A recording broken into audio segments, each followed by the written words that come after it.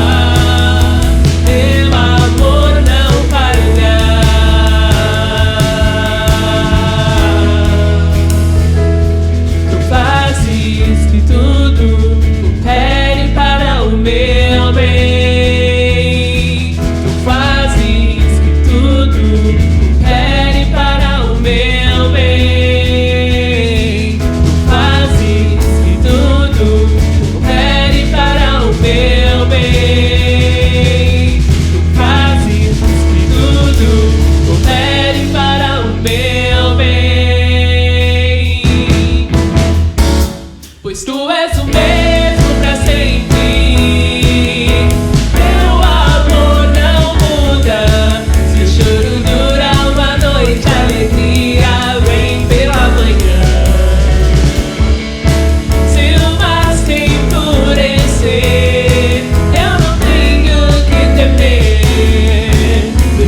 sei que me amas, teu amor não falha. Teu amor não falha. Teu amor não falha.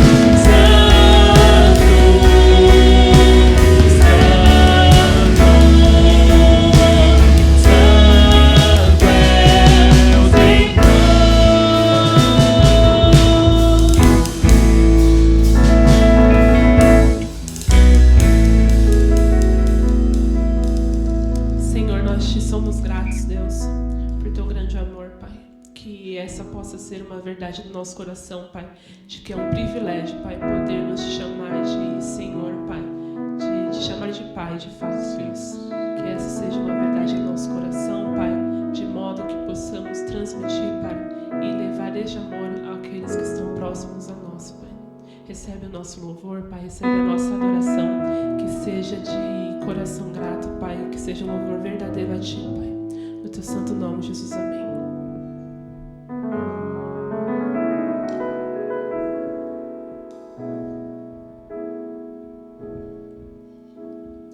Tua é a glória e o poder, Tu és para sempre Rei. Honra e majestade estão diante do Senhor. Não existe outro Deus que seja digno como Tu. Nada vai me separar de Ti. Tu és a própria vida em mim. Não deixarei de Te louvar. Não deixarei de Te buscar. És a razão da minha vida. Vivo pra Te adorar. Não deixarei de Te louvar. Não deixarei de Te buscar. És a razão da minha vida. Vivo pra Te exaltar. Tua é a glória e o poder. Tu és pra sempre Rei.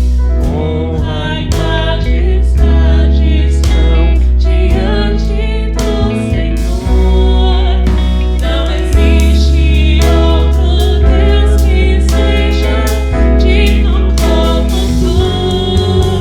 Nada vai me separar de Ti. Tu és a própria vida em mim. Não deixarei de Te louvar. Não deixarei de Te buscar. És a razão da minha vida. Vivo pra Te adorar. Não deixarei de Te louvar. Não deixarei de Te buscar. És a razão da minha vida. Vivo pra Te exaltar. Não deixarei de Te louvar. Não deixarei de Te buscar. És a razão da minha vida. Vivo pra Te exaltar. Não deixarei de Te louvar.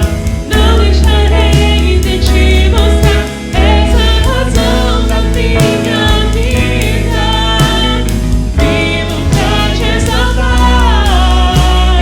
Não deixarei de Te louvar. Não deixarei de Te buscar. És a razão da minha vida. Vivo pra Te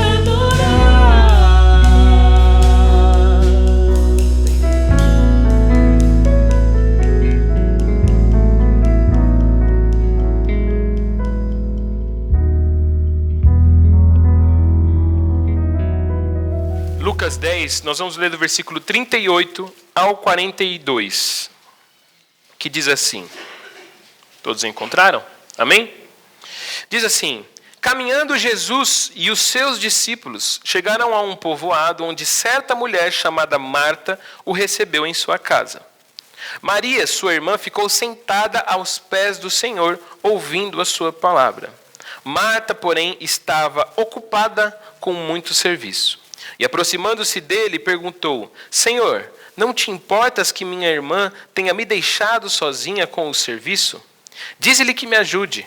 Respondeu o Senhor: Marta, Marta, você está preocupada e inquieta com muitas coisas. Todavia, apenas uma é necessária. Maria escolheu a boa parte e esta não lhe será tirada. Amém? Vamos orar? Pai, nós te agradecemos por este momento que nós podemos ler juntos a Tua Palavra. Que em nome de Jesus, a cada domingo, Pai, a cada semana, realmente, nós possamos ter a percepção de quão maravilhoso isso é, Pai. Nós podemos ler juntos a Tua Palavra, Pai. E que realmente saibamos o lugar dela em nossos corações e que saibamos, Pai, quem é que chegou diante de nós, Pai, que nós realmente tenhamos a noção de quem o Senhor Jesus é e do que Ele tem a fazer em nossos corações. Que assim seja nessa manhã, que o Senhor toque o coração de cada um segundo a sua necessidade, Pai, em nome de Jesus. Amém. Amém. Bom, aqui a gente está diante de uma história muito simples e muito conhecida, não é?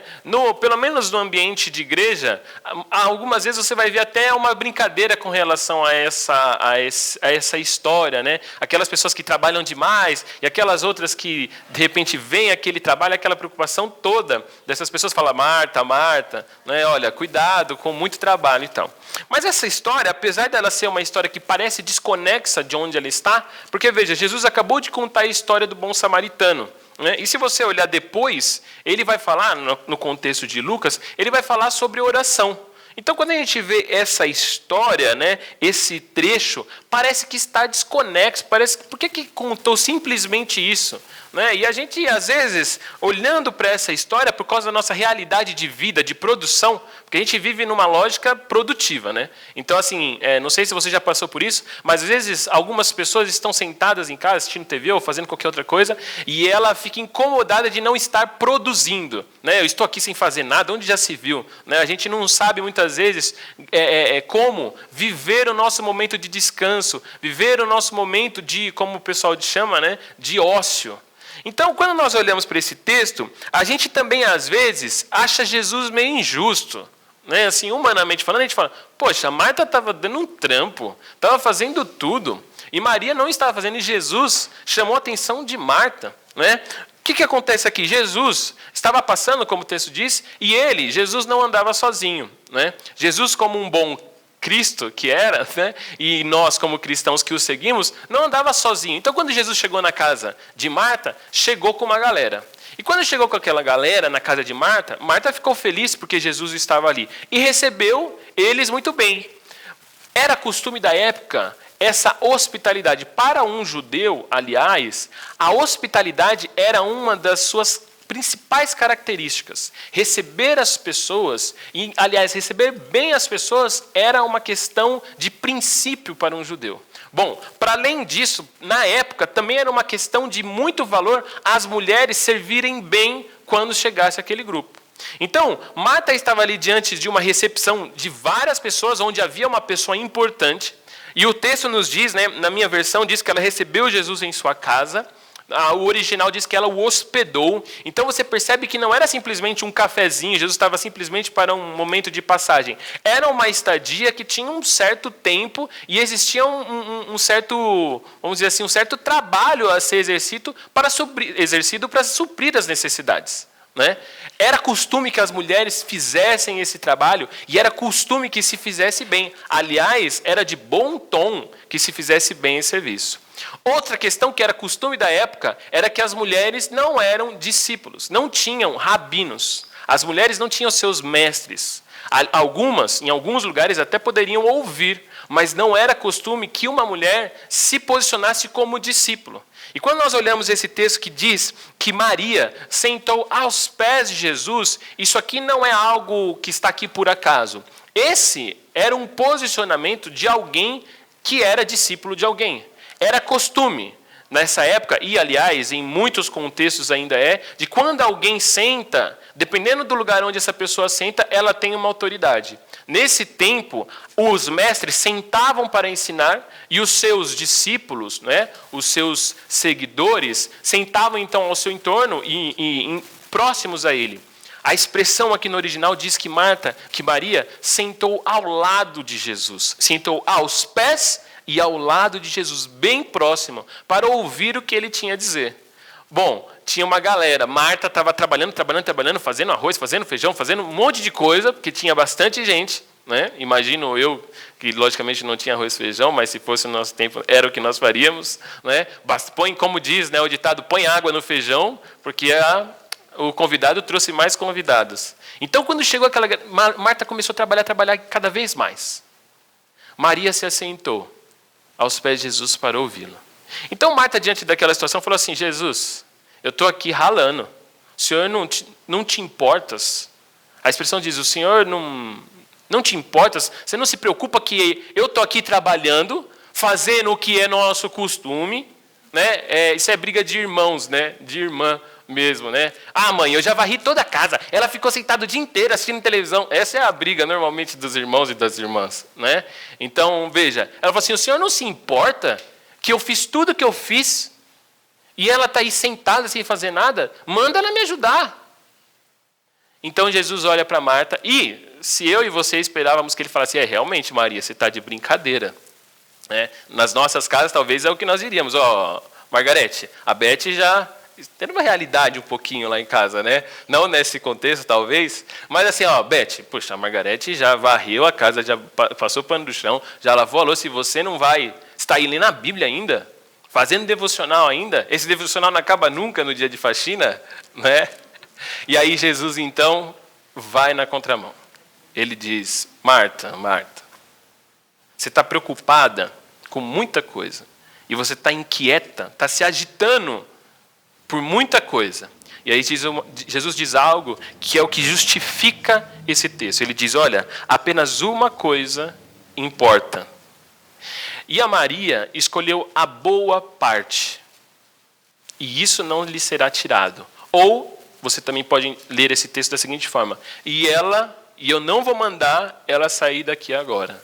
Eu não vou mandar ela deixar de fazer o que está fazendo. Veja, esse texto fala para nós a respeito de uma prioridade, de nós entendermos uma coisa.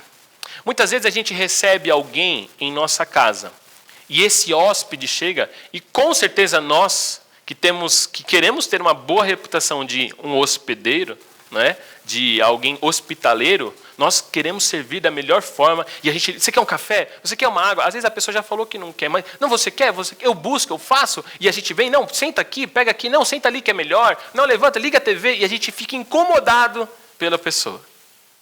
Nós estamos diante de uma situação onde nós temos dois tipos de pessoa. Uma, dizendo de modo direto, quando Jesus chegou, falou: chegou um hóspede ilustre, e que muitas vezes é o meu posicionamento e o seu posicionamento diante de Jesus. Estamos diante de alguém importante, que precisa ser servido. Alguém pelo qual eu preciso me movimentar para que ele veja. Ou alguém que eu preciso me movimentar e fazer o que eu já ouvi sobre as pessoas que o recebem. Eu já ouvi que para ele é uma questão de princípio comer junto.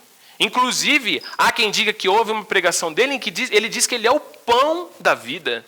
Então, para esse grupo de pessoas, por causa desse mestre, o comer juntos é importante. Então, o que eu vou fazer? Vou fazer a melhor comida. E às vezes a gente trata Jesus como um ilustre hóspede.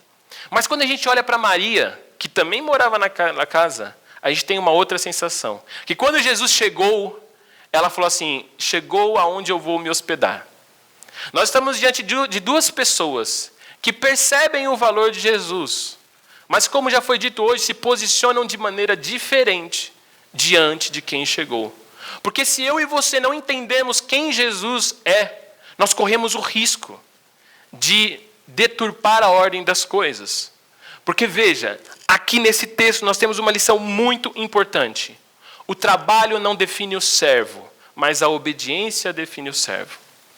Marta começou a se movimentar, qualquer um, no seu contexto da época, diria: olha, essa é uma ótima serva, porque está trabalhando, está fazendo, não para. Mas quando nós olhamos o relato de Jesus, ele dá a entender para nós que existe uma prioridade para o servo, que é a obediência. Qual é o problema de quem às vezes muito trabalha e pouco ouve? É que às vezes essa pessoa acaba obedecendo sem ordem. E o problema é que toda vez que nós obedecemos sem ouvir a ordem, nós corremos o risco de criar uma idolatria no nosso coração. Por quê?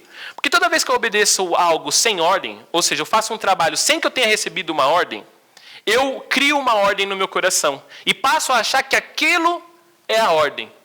E quando eu menos espero, eu estou dando bronca em Jesus. Ô Jesus, mas o senhor não acha que o irmão devia estar chegando no horário, no culto? Com certeza. Mas perceba que a ordem das coisas vão sendo alteradas. Quando Marta olha Maria, para ela, Maria não está fazendo nada.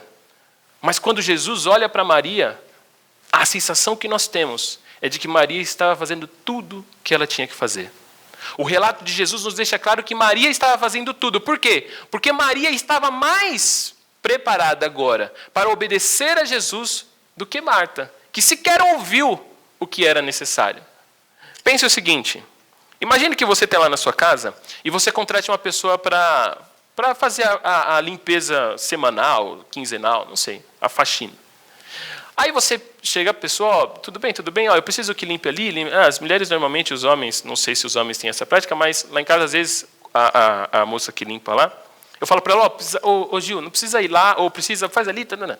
Mas vamos supor que, diante de uma circunstância, a gente já tem um pré-combinado, a gente já se conhece um pouco, já sabemos a dinâmica, mas aí eu saio e vou trabalhar e vou resolver minhas coisas. Quando eu volto, ela mudou a sala, jogou o sofá para o lugar da mesa, a mesa para o lugar do sofá, e ela resolveu mudar. Ela achou que melhor era aquele quarto que era o meu e o da Bárbara, ela resolveu passar para o do Natan. E o do Natan ela mudou para o escritório foi... Eu vou chegar na minha casa e vou dizer assim, olha, o que está acontecendo?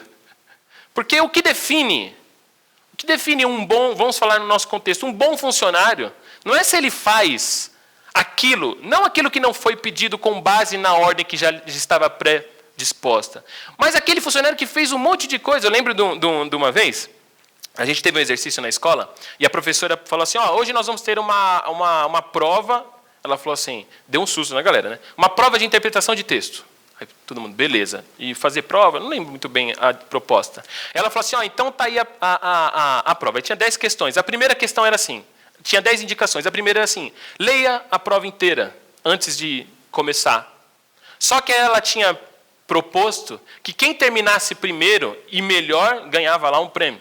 E aí, todo mundo no ímpeto de ser o melhor, porque é isso que normalmente a gente quer, ser o melhor, no ímpeto de todo mundo ser o melhor, leia a prova inteira primeiro. Beleza. A segunda, faz, não sei o que, não sei o que. Quando chegava na última questão, a última questão era, você não precisa fazer nenhuma das outras questões, só a primeira. E aí, quando a gente chegava na última, você via aquela ação de, não acredito. Porque nós estávamos ali, nós éramos pessoas que estávamos mais preocupadas com o que estava proposto com relação à nossa reputação do que, de fato, quem nos dava a ordem queria que nós fizéssemos. Porque, normalmente, a nossa obediência ela é muito mais pautada no que nós temos à nossa volta. Então, não, mas todo mundo está fazendo assim. Não, mas você sabe que hoje em dia isso aqui é o normal. Você sabe que assim é que é o certo. Não, mas isso aqui não tem nada a ver. Meus irmãos, eu e você, e eu quero que você grave essa frase no seu coração, nós não temos compromisso com o mundo. Nós não temos compromisso nenhum com o mundo. O nosso compromisso primeiro e absoluto é com o Senhor. E isso nos traz a uma seguinte questão. Toda a ordem, ela precisa ser obedecida. A obediência só vem depois da ordem.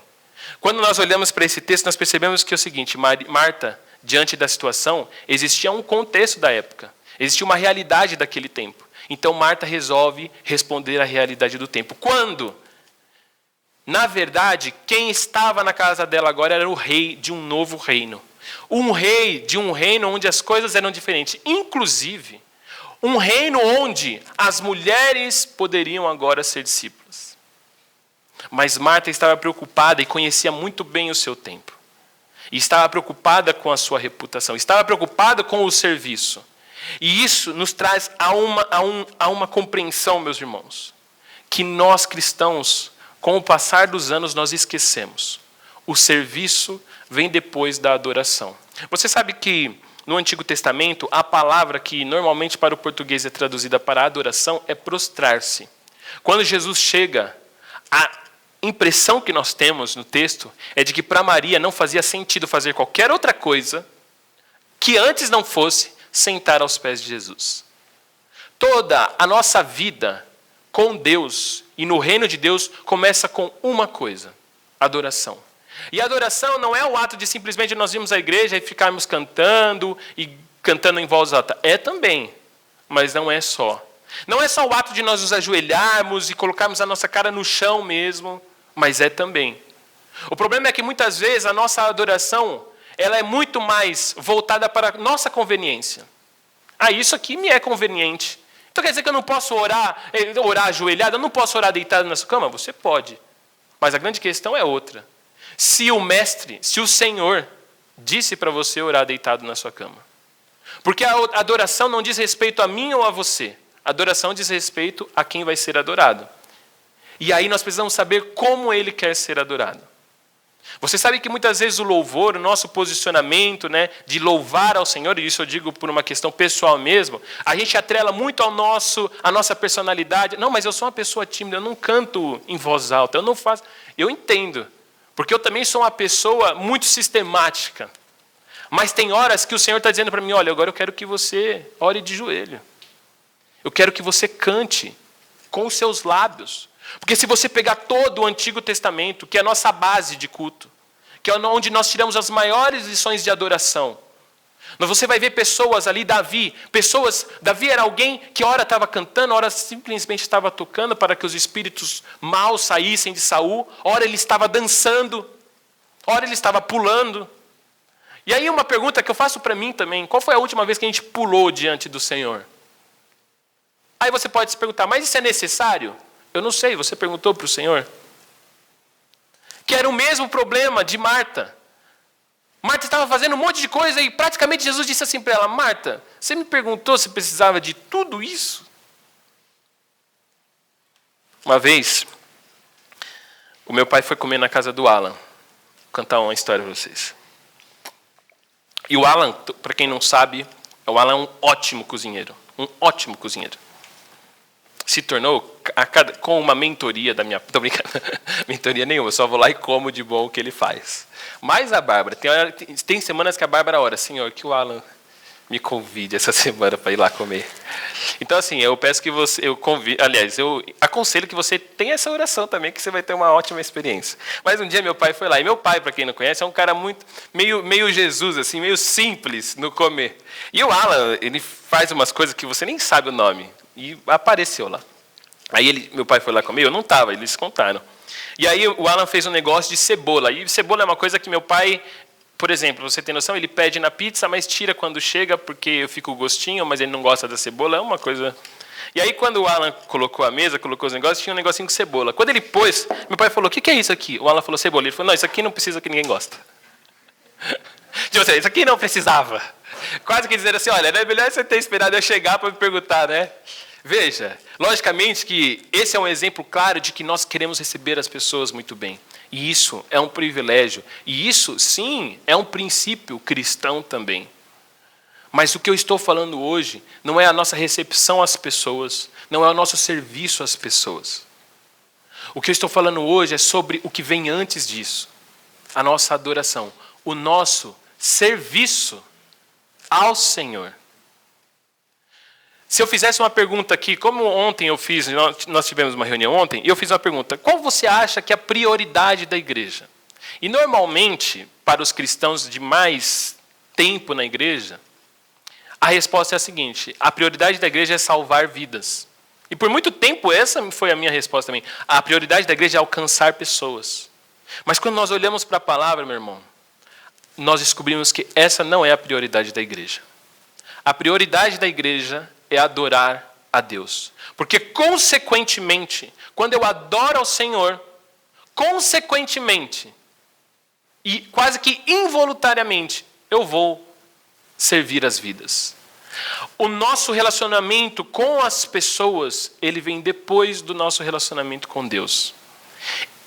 Impossível alguém evangelizar sem ter tido uma vida de adoração. Ele pode trazer a pessoa para a igreja, isso é outra questão. Mas evangelizar alguém, alcançar alguém, ser usado pelo Espírito Santo para tocar um coração, só pode fazer quem foi tocado pelo Espírito Santo.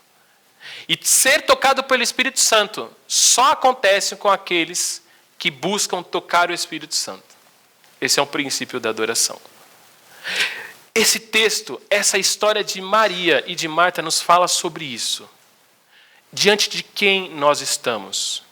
A quem nós queremos servir? A realidade da nossa época ou o Senhor que chegou diante de nós? O Senhor Jesus habita no coração de cada um de vocês. Cada um de nós, quando reconheceu Jesus Cristo como nosso Senhor e Salvador, precisamos saber que Ele é nosso Rei, que Ele é o nosso Deus, e que como um Deus, Ele tem um desejo. Ele espera de nós uma maneira de nós o adorarmos. E cabe a mim e a você saber como Ele quer que nós adoremos. E por isso eu faço essas perguntas mesmo. Qual foi a última vez que você se ajoelhou para orar? Qual foi a última vez que você fechou seus olhos mesmo e cantou sabendo aquela canção e dizendo ao Senhor, quase que como... Sabe como o namorado faz uma serenata para a namorada? No intuito de realmente alcançar o coração dela? Aí para vocês homens, né, que já fizeram serenatas, Daniel, o serenateiro, conhecido como Mariachi de Santo André. Porque quando a gente está naquele momento, a gente quer alcançar o coração da namorada, né? Ou da possível namorada. E a gente quer alcançar o coração para não perder, porque a concorrência às vezes é muito grande. Veja, nós estamos diante de um Deus que quer ser tocado. Nós olhamos ao longo de todo, lá, lembra quando a gente leu Êxodo? A história de um Deus que buscou o seu povo, tirou o seu povo de uma escravidão para habitar no meio deles. Lembrem-se, a ordem de Deus para Moisés era: vá falar para Faraó, liberar o meu povo para poder me adorar. Onde? No deserto. O que o Senhor estava dizendo é o seguinte, diga a Faraó para liberar o meu povo porque eu quero ter um momento de intimidade com ele. E essa é uma pergunta que eu te faço: qual foi a última vez que você teve um momento de intimidade com o Senhor? Porque veja, nós às vezes esperamos muito do culto, e isso é uma bênção. Nós temos que vir para o culto com realmente muita expectativa de que o Senhor vai falar, de que nós vamos sentir a presença manifesta de Deus, de que nós vamos entrar aqui, nós vamos fazer aquilo que em Coríntios Paulo diz, olha, que as pessoas, os descrentes, quando entrarem, eles têm que dizer assim, Deus está entre vocês. É isso que nós devemos esperar, mas veja, isso só vai acontecer aqui. Se eu e você, ao longo da semana, tivermos uma vida de adoração. Para que você não ache que esse texto é um texto desconexo e que essa história, mas realmente é esse o assunto? Veja como surge essa história. Eu já te disse que antes nós temos aqui o texto sobre o samaritano, não é? E o que talvez seria até contraproducente, porque olha, Jesus acabou de falar sobre o bom samaritano, que foi lá e serviu o homem. Ele foi lá, pegou o homem que estava jogado, levou para uma hospedaria, falou, e ainda todo o gasto que tiver amanhã eu passo aqui. Ele acabou de falar de serviço, e agora ele chama a atenção de uma pessoa por causa do serviço. Mas olha como essa história surge. Volte um pouquinho, uma folha. Lucas 10, do versículo 25. Vamos ler agora do 25 ao 29. Certa ocasião, um perito na lei levantou-se para pôr Jesus à prova e lhe perguntou, mestre, o que preciso fazer para herdar a vida eterna? O que está escrito na lei? Respondeu Jesus. Como você a lê? Ele respondeu, ame ao Senhor, o seu Deus, de todo o seu coração, de toda a sua alma, de todas as suas forças e de todo o seu entendimento. E ame ao seu próximo como a si mesmo.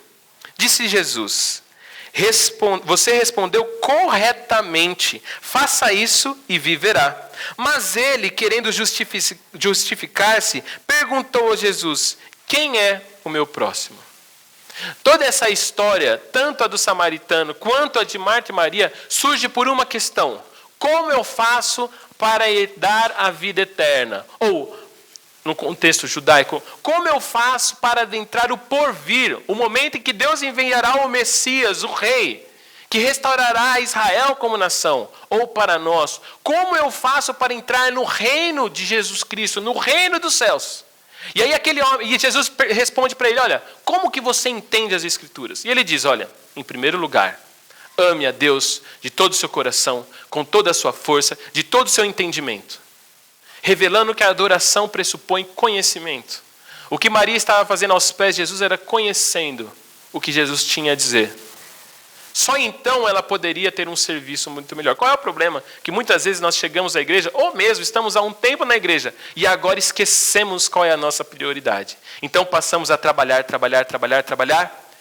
e com isso o que acontece muitas vezes? A nossa prioridade depois de trabalhar é chamar a atenção de quem não está trabalhando. Por quê? Porque esquecemos qual é a motivação do nosso serviço. Tenha isso no seu coração. A sua prioridade é adorar ao Senhor. Repita comigo. A minha prioridade é adorar ao Senhor. Sabe por quê? Quando aquele mestre na lei vai por Jesus à prova, ele pergunta: o que eu preciso fazer para herdar o porvir, para entrar na vida eterna? No nosso contexto, para entrar no reino dos céus.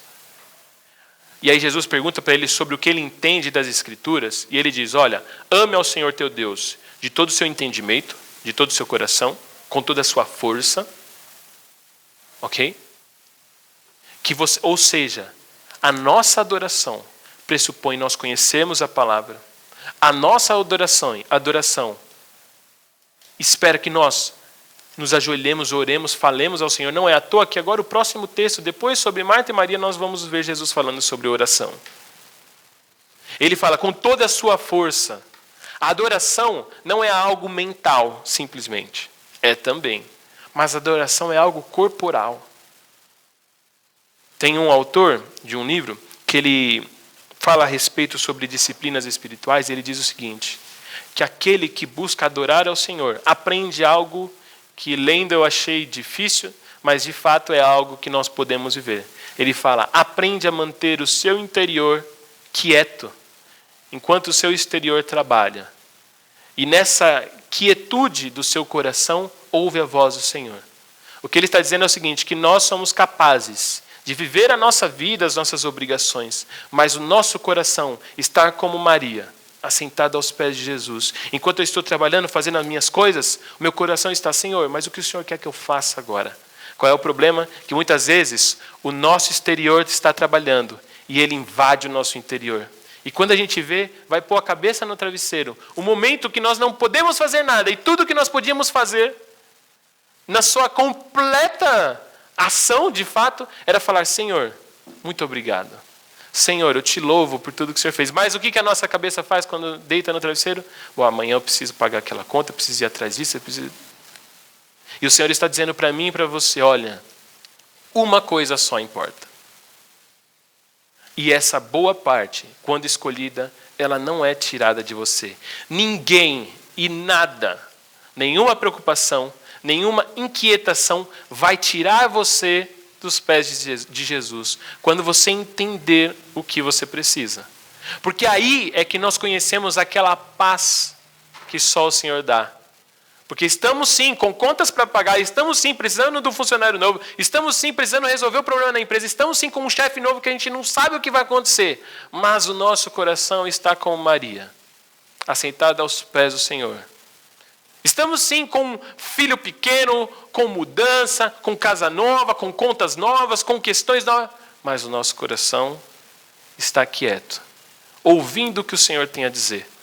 E prontos, aí sim, prontos a obedecer. Você sabe que quando o texto diz que Marta estava ocupada, a expressão, eu achei muito engraçado, a expressão no original é arrastando tudo à volta. Quem é da faxina sabe como é, né? Mais ou menos isso. Quando eu era solteiro, morava na minha mãe, dia de faxina era uma coisa para mim tenebrosa, porque a Elizabeth, para limpar, ela tem que bagunçar a casa toda. É um procedimento. E Marta estava assim arrastando móveis e puxando e bate panela. E Jesus falando, e eu imagino que o tom de voz de Jesus, o falar de Jesus devia ser algo, né, que penetrasse pela casa. E de repente, pá, cai uma panela. E acho que todo mundo olha para Marta: o que está acontecendo? Que fumaça é essa? Então Jesus fala: Marta, você está ocupada com muita coisa. Você está ocupada com muita coisa e olha, uma coisa só importa. E a boa parte não lhe será tirada. Que você creia isso, meu irmão. Uma coisa só nos importa: adorar. E por que nós adoramos? Porque nós estamos diante de alguém que nós sabemos que não é mais um. Chegou alguém em nossa casa que merece toda a honra, toda a glória e todo o poder. Chegou alguém em nossa casa que tem o mundo em suas mãos. Chegou alguém em nossa casa, em nosso coração, que quando tudo foi criado, lá ele estava. E tudo ainda subsiste pela ordem da sua palavra. Chegou alguém em nossa casa que não faz sentido nós fazermos fumaça. Que faz sentido nós sentarmos e conversarmos. Faz sentido nós trazermos diante dele todas as nossas questões.